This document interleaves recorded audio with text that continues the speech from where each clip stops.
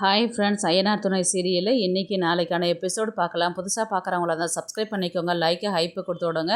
வாங்க வீடியோக்குள்ளே போகலாம். நேற்றுக்கு எபிசோடு இதில் முடிச்சிருப்பாங்கன்றதை பார்த்தீங்கன்னா, சேரனுக்கு வந்து சந்தா கால் பண்ணியிருப்பாங்க. எப்படியாவது வந்து என்னை கூட்டிகிட்டு போயிடுங்க, இன்னும் 3 நாளாக கல்யாணம் வச்சுருக்குறாங்க அப்படின்ற மாதிரி தான் வந்து சந்தா வந்து சேரனுக்கு கால் பண்ணியிருப்பாங்க. ஸ்பீக்கரில் போடுங்க, நான் கேட்கலாம் அப்படின்னு சொல்லிட்டு இவர் சோழனும் பல்லவனும் வந்து கேட்பாங்க. இவ்வளோ விஷயம் நடந்திருக்கா அப்படின்ற மாதிரி தான் வந்து இவங்க பேசி முடிச்சிருப்பாங்க. அதுக்கப்புறம் வீட்டில் எல்லாருமே வந்தவொடனே டிஸ்கஸ் பண்ணுவாங்க. இப்போ இதே மாதிரி விட்டுட்டு இருந்தால் வேலைக்கு ஆகாதுண்ணா, இப்போ ஏதாவது ஒன்று பண்ணி தான் ஆகணும். 6 மாதம் டைம் கொடுத்துருக்குறாங்க, அதுக்குள்ளே ஏன் கல்யாணம் பண்ணியிருக்கிறாங்க அப்படின்ற மாதிரி தான் வந்து சோழன் வந்து கேட்பாரு. நானும் அதை தாண்டா யோசிச்சுட்டு இருக்கிறேன். இதுக்கப்புறம் எல்லாம் சும்மா இருந்தால் வேலைக்கு ஆகாது, நம்ம 2ல் ஒன்றை பார்த்தோன்னும். ஏன் இப்போ நம்ம ஒன்று சந்தாவை கல்யாணம் பண்ணிட்டு வரணும், இல்லைன்னா அங்கே போயிட்டு என்ன ஏதுன்றது கிளியராக தெரிஞ்சுக்கலாம். சும்மா இங்கேயே இருந்தால் வேலைக்கு ஆகாது அப்படின்ற மாதிரி தான் வந்து சேரன்னு சொல்லுவார். இப்படி தானே சொல்லணும், கிளம்பிடலாம், எப்படி போகலாம், இப்போ அவ்வளோ தூரம் இருக்குது, காரில் போனால் சரிப்பட்டு வராது, ஃப்ளைட்லேயும் காசு இல்லை புக் பண்ணிட்டு போகிறதுக்கு, அதனால் நம்ம ட்ரெயினில் தான் போய் ஆகணும். ட்ரெயினில் போகிறது இன்னும் 3 நாளில் தானே கல்யாணம், இப்போ நம்ம இன்றைக்கி ஏறினாக்கா இன்னும் 2 நாளில் நம்ம கரெக்டாக அங்கே போய் ரீச் ஆகிடலாம் அப்படின்னு சொல்லிட்டு சேரன் வந்து சொல்லுவார். நானும் வரேன் அப்படின்ற மாதிரி தான் நிலா வந்து சொல்லுவாங்க. இப்போ நீங்கள் மட்டும் தனியாக போனால் பிரச்சனை, எதுவாக இருந்தாலும் நானும் கூட வரேன் உங்களுக்கு கூட அப்படின்ற மாதிரி நிலா சொல்லுவாங்க. உடனே வந்து பல்லவனும் வந்து நானும் வருவேன், இங்கெல்லாம் என்னால் இருக்க முடியாது, ஏன்டா நீயா அப்படின்ற மாதிரி சோழன் கேட்டது. சும்மா சின்ன பையன் சொல்லிட்டு என்னை விட்டுட்டு போவாதீங்க, நானும் வருவேன் அப்படின்ற மாதிரி சொன்னதுக்கு, சரி வரட்டும் விடுடா, நம்ம எல்லாரும் போகும்போது அவங்க இங்கேருந்து டென்ஷனில் யோசிச்சுட்டு இருக்கிறத விட அவங்களும் வரட்டும் அப்படின்ற மாதிரி தான் சொல்லுவாங்க. சரி எல்லாருமே கிளம்புங்க, ட்ரெஸ் எல்லாம் எடுத்து பேக் பண்ணுங்கள், அங்கே போயிட்டு எதுவாக இருந்தாலும் பார்த்துக்கலாம் அப்படின்ற மாதிரி தான் வந்து சொல்லிவிட்டு அங்கேருந்து கிளம்புவாங்க. உடனே வந்து நிலா தான் வந்து எப்படிங்க டிக்கெட் புக் பண்ணீங்க அப்படின்னு சொல்லிட்டு கேட்கும்போது, இங்கே என் ஃப்ரெண்டு வந்து அடிக்கடி வந்து நான் ட்ராப் பண்ணிட்டு வருவேன், அவர் தான் வந்து எப்பயாவது ஹெல்ப் எதனா வேணும்னா கேளு, நான் கண்டிப்பாக கொடுத்து விட்றேன்னு சொல்லிட்டு சொன்னார். அதனால் அவர் மூலயமா தான் டிக்கெட்டை வந்து நான் ரிசர்வ் பண்ணிவிட்டு புக் பண்ணிவிட்டு உள்ளார வந்தோம் நம்ம அப்படின்ற மாதிரி சொன்னதுக்கு, பரவாயில்லைங்க, நல்ல வேலை தான் செஞ்சீங்க அப்படின்ற மாதிரி தான் சொன்னதுக்கு, அவர் சேரன் தான் வந்து சொல்லுவார், ஏம்மா நாங்கள்லாம் பாத்ரூம் போயிட்டு வந்துடுவோம், உனக்கு தான் இங்கே கொஞ்சம் கஷ்டமாக இருக்கும், உனக்கு ஒன்றும் பிரச்சனை இல்லையாப்பா அப்படின்ற மாதிரி தான் வந்து நிலாவை பார்த்து கேட்பார். அதெல்லாம் ஒன்றும் இல்லைண்ணா, அப்படியே ரயில் நிற்கிற இடத்துல ஸ்டேஷனில் எல்லாம் இருக்கும் இல்லையா, அங்கே பாத்ரூம் கூட நான் யூஸ் பண்ணிக்கிறேன், நீங்கள் எதையும் யோசிக்காதீங்க அப்படின்ற மாதிரி தான் வந்து அவருங்க வந்து சொல்லுவார்.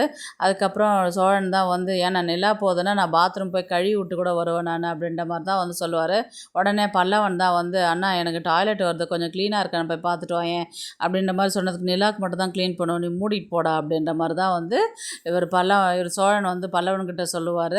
அவர் பாட்டு வாய முடின்னு உட்காந்துன்னு நடக்கட்டும் அப்படின்ற மாதிரி தான் அவர் சொல்லுவார். அடுத்தது வந்து எல்லோரும் சரி படுங்கடா அப்படின்ற மாதிரி தான் சொல்லுவாங்க. சரி பசிக்குது அப்படின்ற மாதிரி டிஃபன் வந்து தோசை எல்லாம் வாங்கிட்டு வந்து கடையிலேருந்து சாப்பிடுவாங்க. அந்த அளவுக்கு ஒன்றும் சுமாராக இல்லை, பரவாயில்ல, ஏதோ ஓகே அப்படின்ற மாதிரி தான் சொல்லிட்டு சாப்பிட்டுன்னு இருப்பாங்க. உடனே வந்து வானதி தான் கால் பண்ணுவாங்க.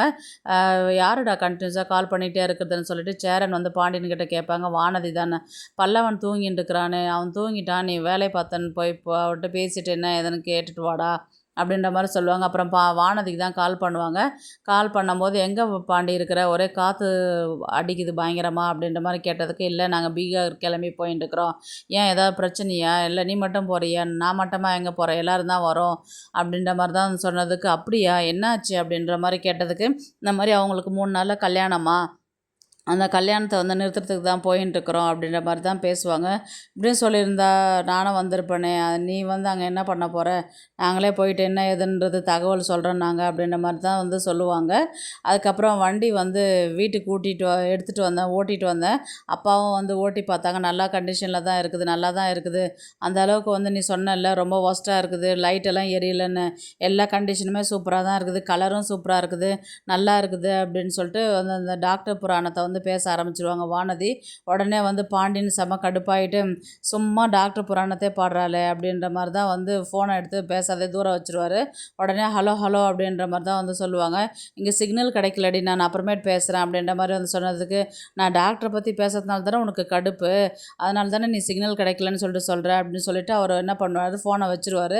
நீ இப்படியே கடுப்பாகணும், நான் எத்தனை நாள் உன்னை தேடி வரும் போதெல்லாம் என்னை நீ எவ்வளோ ஓட்டியிருக்கிறேன், இதுக்கப்புறம் டாக்டரை பற்றி பேசியே நான் உன்னை கடுப்பாக்குறேன் பாரு அப்படின்னு சொல்லிட்டு இவங்க பேசிட்டு வைப்பாங்க. அதுக்கப்புறம் வந்து பார்த்திங்கன்னா சேரன் எல்லாருமே தூங்கிடுவாங்க. சேரன் மட்டும் தூங்காத அப்படியே அமைதியாக உட்காந்து யோசிச்சுன்னு உட்காந்துருப்பாங்க. எங்கே சேரனை காணோன்னு சொல்லிட்டு நிலா தான் இறங்கி வந்து சேரன்கிட்ட பேசுவாங்க. இந்த மாதிரி எதையும் யோசிக்காதன்னா போய் பார்த்துக்கலாம், எல்லாமே நல்லபடியாக யோசிச்சு பாருங்கள், எல்லாம் நல்ல விதமாக யோசிங்க, பாசிட்டிவாக நினைங்க, கண்டிப்பாக சந்தா உங்களுக்குன்னு இருந்தால் அது உங்களுக்கு தேடி வரும். இப்போ பல்லவன் வந்து சொன்னார்ல, யாருக்கு என்னன்னு நிர்ணயிச்சு இருக்குதோ அன்றைக்கி அவங்களுக்கு அதுதான் கிடைக்கும் அப்படின்ற மாதிரி. அப்போது சந்தான்றது உங்களுக்கு இருந்தால் கண்டிப்பாக கிடைக்கும். இல்லைப்பா, நான் சின்ன வயசுலேருந்து எனக்குன்னு ஆசைப்பட்டது எதுவுமே எனக்கு கிடச்சது கிடையாது, அதனால தான் நான் இப்படிலாம் பேசிகிட்டு இருக்கிறேன், ஏதோ மனசு மட்டும் ரொம்ப கஷ்டமாக இருக்கிற மாதிரி இருக்குது, அது ஏன்னா அழுதுகிட்டே ஃபோன் பண்ணுச்சு, முதல்ல அங்கே போய் என்ன நடக்குதுன்றதை நான் பார்க்கணும் அப்படின்ற மாதிரி வந்து சொன்னதுக்கு எனக்கும் சோழனுக்கும் 1008 பிரச்சனை வந்துச்சு, எவ்வளோ சண்டை வந்தது, எங்கள் அப்பா எவ்வளோ என்னை பிரிக்கணும்னு பார்த்தாங்க, ஆனால் அது மீறி நாங்கள் இப்போ கல்யாணம் பண்ணிக்கிட்டு வாழலையா, நாங்கள் 2 பேரும் சேர்ந்து வாழணும்னு நீங்கள் நினைக்கலையா, அதே மாதிரி நீங்களும் சந்தாவும் சேர்ந்து வாழணும்னு தான் நாங்களும் ஆசைப்படுறோம், அதுவும் கண்டிப்பாக அது நடக்கும், நீங்கள் எதையும் யோசிக்காதீங்க, மனசை போட்டு குழப்பிக்காதீங்க அப்படின்ற மாதிரி தான் வந்து சொல்லுவாங்க. வாங்க நான் வந்து தூங்குங்க அப்படின்ற மாதிரி. எனக்கு தூக்கம் வரலப்பா, நான் கொஞ்ச நேரம் உட்காண்ட்ருக்குறேன், நீ போயிட்டு படு அப்படின்னு சொல்லிட்டு சொல்லுவாங்க. இல்லைண்ணா நான் கொஞ்ச நேரம் உட்காந்துட்டு போய் படுக்கிறேன், நீங்கள் எதையும் யோசிக்காதீங்க அப்படின்ற மாதிரி தான் வந்து சொல்லுவாங்க. சரிப்பா அப்படின்னு சொல்லிட்டு அவர் சொல்லுவார். அடுத்தது வந்து பார்த்திங்கன்னா, இவங்க அடுத்த நாள் வந்து மறுபடியும் ட்ரெயினில் தான் ட்ராவல் பண்ணுற மாதிரி தான் இருக்கும். மறுபடியும் சாப்பிட்டுட்டு தூங்கிட்டு பல்லவன் தான் வந்து குளிக்கிறதுக்கே இல்லைண்ணா, எனக்கு இங்கே சுத்தமாக பிடிக்கவே இல்லை, எப்போ வரோன்னு இருக்குது, இத்தனை நாளாக ட்ராவல் பண்ணின்னு போகிறது அப்படின்ற மாதிரி தான் வந்து கேட்டதுக்கு உடனே சோழன் தான் வந்து திட்டுவார். ஏன்டா நான் தான் உன்னை வீட்டிலே இருக்க சொல்லி சொன்னேன், நான் தான் வருவேன், நான் சின்ன பையன்லாம் இல்லை அப்படின்னேன், அப்புறம் ஒரே நாளில் என்னால் முடியல, எனக்கு குளிக்கிறதுக்கு இடம் இல்லை, இதெல்லாம் வந்து கேட்டுருக்கிறேன், நம்ம என்ன டூருக்காடா போயின்ட்டுருக்குறோம், நம்ம ஒரு பிரச்சனை மூலயமா போயின்ட்டுருக்குறோம், உனக்கு இது இல்லை அது இல்லைன்னு சொல்லின்னு உட்காந்துக்கிறேன் அப்படின்னு சொல்லி கேட்டதுக்கு சும்மா சொன்னேன், நான் அதுக்கு போய் கோச்சிக்கிறேன் அப்படின்ற மாதிரி தான் வந்து பல்லவன் வந்து சொல்லுவார். சரிடா விடுங்கடா அப்படின்ற மாதிரி தான் வந்து இவர் பாண்டியன் வந்து சொல்லுவார். அடுத்தது மறுபடியும் இவர் சந்தாக்கு கால் பண்ணுவார். சந்தா நம்பர் வந்து சுவிட்ச் ஆஃப்னு வரும். ஏன்னா சும்மா சந்தாக்கே கால் பண்ணிட்டுருக்குற, அவங்க நம்பர் தான் சுவிட்ச் ஆஃப் இருக்குல்ல, நீ பேசாத அனீஷ்க்கு கால் பண்ணி பாரு அப்படின்ற மாதிரி தான் வந்து சோழன் வந்து சொல்லுவார். இவர் அனீஷ்க்கு கால் பண்ணும்போது அவர் நம்பரும் சுவிட்ச் ஆஃப்னு வருது. ஒரு வேளை அனீஷ் ஃபோனை வாங்கிட்டு அவங்க அப்பா சுவிட்ச் ஆஃப் பண்ணிட்டார் என்னவோ எனக்கு தெரியலடா அப்படின்ற மாதிரி தான் வந்து சேரன் வந்து சொல்லுவார். அப்படிலாம் இருக்காதுண்ணா, இப்போ இவங்கன்னா லேடிஸு எதனா சொல்லிவிடுவாங்கன்றதுனால இருக்குதுன்னும் போது அனீஷ் தான் அந்த மாதிரி இருக்காது, அவரை தான் வேணும்னு வேணால் சுவிட்ச் ஆஃப் பண்ணி இருக்கும், நம்ம வேணால் போய் அங்கே பார்த்தா தான் தெரியும், இப்போ நம்ம அவங்க வீட்டுக்கு போய் அங்கே அனீஷ்க்கு கால் பண்ணால் தான் வந்து அவர் வர்றது என்ன பிரச்சனைன்றது தெரியும் அப்படின்ற மாதிரி சொன்னதுக்கு, அதுக்கு தான்டா நானும் ட்ரை பண்ணிட்டுருக்கிறேன், ஆனால் அவன் நம்பர் வந்து சுவிட்ச் ஆஃப்னு வருது, வேறு நம்பர் யாருது எனக்கு தெரியாது அப்படின்ற மாதிரி தான் வந்து இவர் சேரன் வந்து சொல்லிட்டு இருப்பார். சரி விடு, நான் இப்போ நம்ம அங்கே தானே போயின்ட்டுருக்குறோம், நம்ம பார்த்துக்கலாம் வா அப்படின்ற மாதிரி தான் வந்து சொல்லுவாங்க. அப்புறம் அந்த ஊருக்கு போய் ரீச் ஆகிற மாதிரி தான் வந்து காமிப்பாங்க. ஒரு வண்டி பிடிங்கண்ணா அப்படின்ற மாதிரி தான் வந்து சொல்லுவாங்க. கேப் ஒன்று புக் பண்ணிவிட்டு இவங்க எல்லோரும் ஏறி அதில் உட்காந்துட்டு பேசிட்டு வருவாங்க. பயப்படாதீங்கண்ணா, பதட்டப்படாதீங்க, எதுவும் ஆயிருக்காது, கல்யாணம் 3 நாள் கழித்து தானே சொல்லியிருக்கிறாங்கல்ல, அதுக்குள்ளே நம்ம போய் அவங்க வீட்டில் பேசி ஏதாவது முடிவு பண்ணி நம்ம சந்தாவை கோயிலில் கொண்டு போயிட்டு கூட நம்ம கல்யாணம் பண்ணிவிட்டு கூட வீட்டுக்கு கூட்டிகிட்டு வந்துடலாம், இல்லை இங்கே கூட்டின்னு வந்து கூட நம்ம கல்யாணம் பண்ணிக்கலாம் அப்படின்ற மாதிரி தான் வந்து இவங்க சொல்லுவாங்க. உடனே வந்து அதெல்லாம் இப்போ எனக்கு எதுவும் தெரியலடா, அனீஷ் வர கால் பண்ணால் எடுக்க மாட்டேங்கிறான், அவன் நம்பர் சுவிட்ச் ஆஃப் வருது, சந்தா நம்பர் சுவிட்ச் ஆஃப் வருது, அதுதான் ரொம்ப டென்ஷன் ஜாஸ்தியாக இருக்குது எனக்கு அப்படின்ற மாதிரி தான் இவங்க சொல்லுவாங்க. உடனே வந்து எதுக்கும் பயப்படாத, நான் தான் போயின்ட்டுருக்குறோம்ல, போய் பார்த்துக்கலாம் வா அப்படின்ற மாதிரி தான் வந்து சொல்லுவாங்க. இவங்க போய் இறங்கின அடுத்த செகண்டை வந்து பார்த்திங்கன்னா, சந்தா வீடு எங்கே பூட்டி இருக்கு அப்படின்னு சொல்லிட்டு அக்கம் பக்கத்தில் விசாரிக்கும் போது, இன்றைக்கி சந்தாவுக்கு வந்து கல்யாணம் கோவிலில், அதனால் அங்கே போயிருப்பாங்க, நீங்கள் அங்கே போய் பாருங்கள் அப்படின்ற மாதிரி தான் வந்து சொல்லுவாங்க. கோவிலில் கல்யாணமா, வீட்டில் தானே சொன்னாங்க அப்படின்னு சொல்லிட்டு, சரி கோயில் எங்கே இருக்குன்னா இங்கேருந்து ரொம்ப தூரம் போகணும் அப்படின்ற மாதிரி தான் வந்து சொல்லுவாங்க. இங்கேருந்து எல்லாருமே வந்து சீக்கிரம் டிரைவர் வண்டி எடுங்க அப்படின்னு சொல்லிட்டு வண்டி எடுத்துகிட்டு வந்து நேராக வந்து கல்யாணத்துக்கு கோவிலாண்ட நிறுத்துவாங்க. இவங்க எல்லாம் இறங்கி வந்து ஓடி வர மாதிரி இருக்கும். உடனே வந்து மேளதாளம் சத்தம் கேட்குற மாதிரி தான் இருக்கும். ஐயோ தாலி கட்டிட்டாங்களா என்னவோ தெரியலையே அப்படின்ற மாதிரி தான் வந்து போய் சடனாக நிற்கிற மாதிரி இருக்கும். அப்படியே வந்து எபிசோடு வந்து முடிக்கிற மாதிரி இருக்கும். ஆனால் அவர் வந்து தாலி கட்டியிருக்க மாட்டார், தாலி கட்டுற மாதிரி கொண்டு போவாங்க, அப்படியே எபிசோடு முடிக்கிற மாதிரி தான் இருக்கும். இப்போ வந்து சந்தா வந்து இவங்க சேரனை கல்யாணம் பண்ணிப்பாங்களா, இல்லை அவங்க மாமா பையனே கல்யாணம் பண்ணிக்கிட்டு அவங்க வாழ்க்கை அங்கேயே முடிஞ்சு போயிடுமா, இல்லை சேரனுடைய வாழ்க்கை கேள்விக்குறி ஆகுமான்றது தெரியாது.